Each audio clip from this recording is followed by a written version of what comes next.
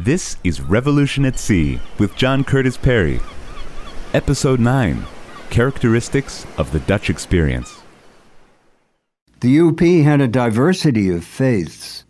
Despite Weber defining the work ethic as Protestant, there were many Roman Catholics, and also numerous religious refugees, Huguenot, Flemings from Antwerp, Sephardic Jews.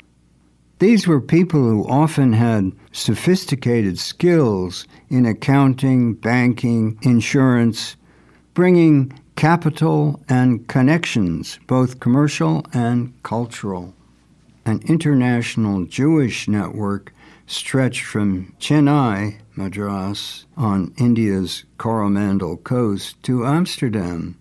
Amsterdam was the world's largest Jewish city, the so-called Jerusalem of the West. The Dutch were both tolerant and prosperous. A shortage of labor leads to high wages. Hence, people wanted to enter rather than leave. In 1650, around one-third of Amsterdam was foreign-born. But all became Dutch, that is, developed a sense of Dutchness.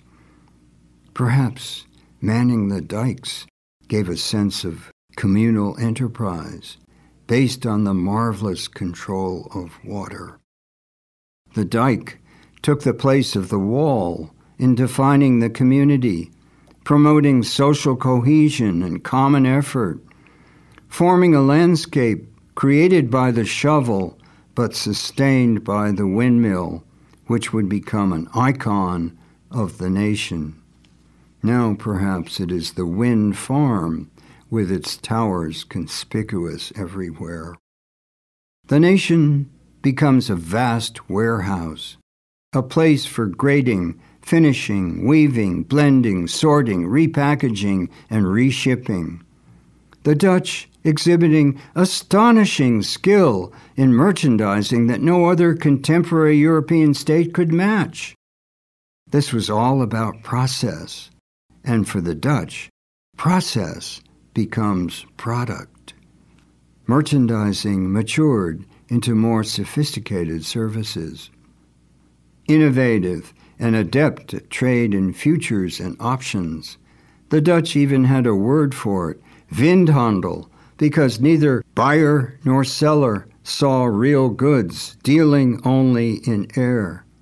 Another institutional innovation was the first modern corporation, the Dutch East India Company, Verenigde Oost-Indische Company, the world's first multinational company, with the first corporate logo that I know of. Operating overseas, the VOC was a quasi-governmental chartered company, fusing the public with the private, a means of tapping private capital while exercising political authority and military power. A state within a state, a semi-detached empire.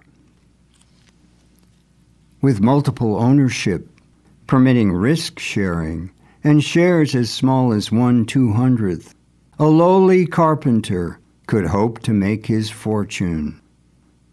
The Dutch invested heavily in their navy, which enjoyed many successes. They developed a convoy system to protect merchant ships and used privateers to attack others. Piet Hein being the most famous. He seized a Spanish treasure fleet en route from Mexico, carrying 120 tons of pure silver. Even recently, Dutch schoolchildren would sing about Piet Hein. His name was short, his fame was great, he won the Spanish silver fleet. The Dutch ideals were security and stability, and they invested heavily in those goals. Defense and war consumed a big chunk of GNP. In per capita terms, they spent more than any other state. Hence, they tolerated heavy taxes. Success began with exploiting the ocean as source. The fishing trade is a brutal but effective teacher of seamanship and navigation, and the Dutch were heavily engaged in it. Herring provided both food and a cash crop for a huge market. One foreign contemporary said, "The Hollanders fish more gold and silver out of the sea than other countries dig out of the ground." The Dutch preserved their fish catch by salting.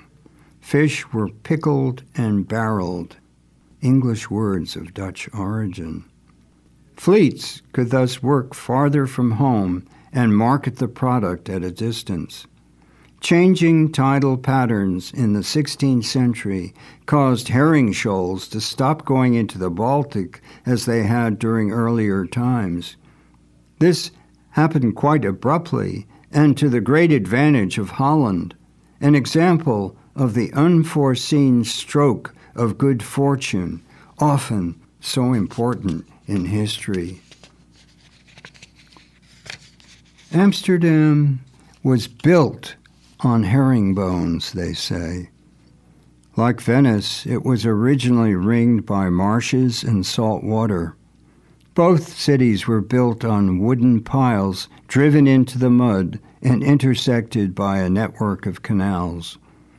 A long, protected water approach sheltered Amsterdam from storm and piracy.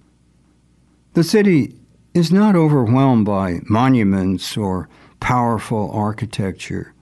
No grand avenues offer sweeping prospects or provide places to parade. There are no great palaces or tombs. Only two important public buildings are exceptions: the Town Hall, ultimately the Royal Palace, and the Admiralty with its huge naval magazines stand as monuments to Amsterdam's seaport identity. Cobbled streets and sidewalks lined with a rich tracery of bordering trees soften any harshness or regimentation of the architecture, interlaced by a geometric system of concentric canals. Lewis Mumford, in his monumental work, The City in History, proclaims Amsterdam as one of the greatest examples of the town planner's art. Capitalism's one outstanding urban achievement, he declares. Amsterdam becomes a threefold center of the European economy: a commodity market, a shipping center, a capital market. European coinage then being chaotic, in 1586 the Dutch began minting a standardized gold coin, and they're still doing it, a coin of unchanging weight and purity that was internationally accepted, indeed sought. In 1609, the Dutch founded the Bank of Amsterdam, where depositors were allowed to draw checks against their accounts. The first component of Dutch success being fish, a second was the Baltic trade, deemed the mother trade, a staple because it provided the resources, naval stores, pine sap, necessary for ship construction and the creation and sustaining of Dutch oceanic power, as well as essentials for the Dutch table. The Dutch built their ships with Baltic pine and oak, and they baked their bread with Polish wheat and Polish rye. Timber and grain being bulk commodities, items of low value by weight, required a large tonnage, which the Dutch were ready to supply, proving themselves adept at dealing with economies weaker or less developed than their own. The Dutch could feed themselves on grain cheaply grown and cheaply imported, and devote their own precious agricultural space to lucrative cash crops. The Baltic was frozen over for 7 months a year, but oceanic advantage offset seasonal liability. Iberia became of special importance, Portugal being a source of salt. The salt trade was a natural accompaniment to fishing. Portugal also provided Asian imports, Portugal was a market, too, as deficit producers, being consumers of foodstuffs and manufacturers. All Portuguese energies went into supporting, defending, and exploiting their global network, and the Dutch moved into the entrepreneurial gap. In the 17th century, the Dutch merchant fleet was perhaps around 2,000 ships, the total of all others.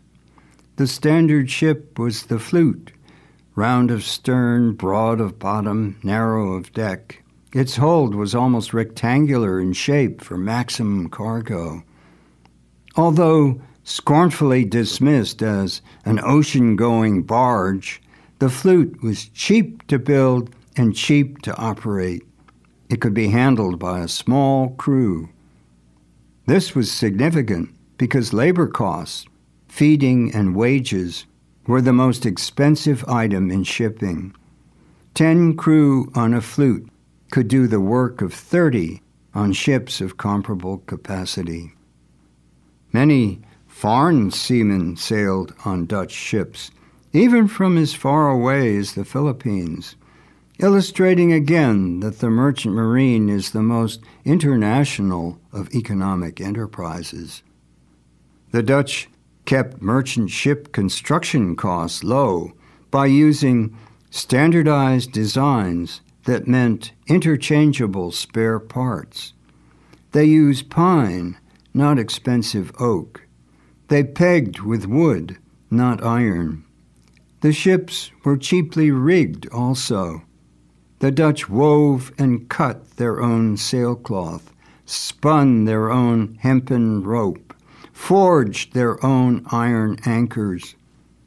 They also used the most modern technology, power tools, the windmills, inspired by the needs for drainage and land reclamation, also provided power for mechanical saws and hoists in shipyards.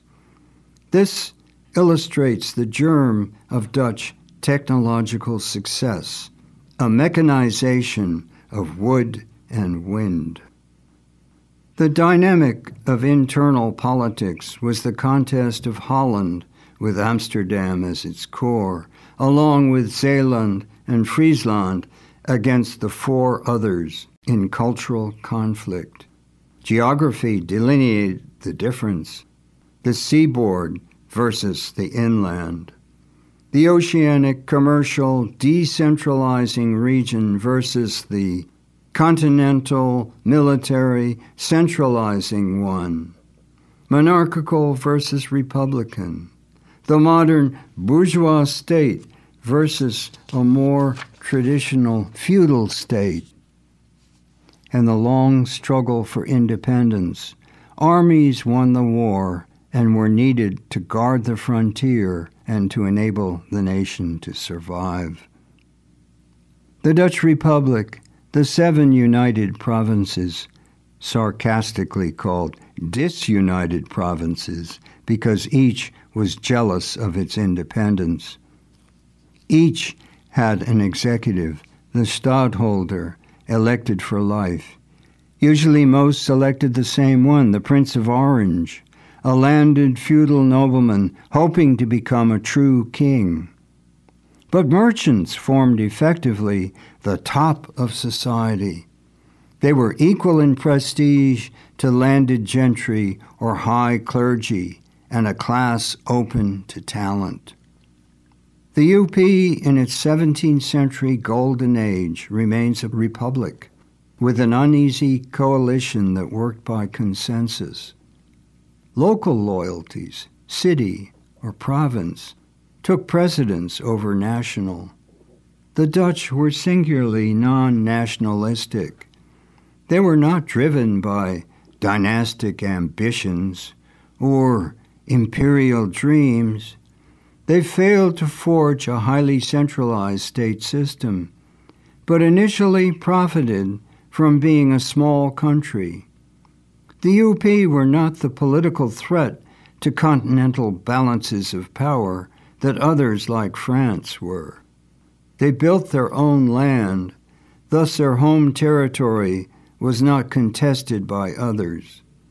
Nonetheless, they were embroiled in competitive European politics, inevitably, inexorably, just because they were where they were. Join us next time for episode 10, when we'll think about Dutch culture and ponder why this unlikely successful state began to decline. Revolution at Sea is written and spoken by John Curtis Perry, with additional voicing by Jamie Rosenberg. Recording by 1623 Studios in Gloucester, Massachusetts. Production and distribution by Albert Bouichadet-Ferret. Goodbye until next time.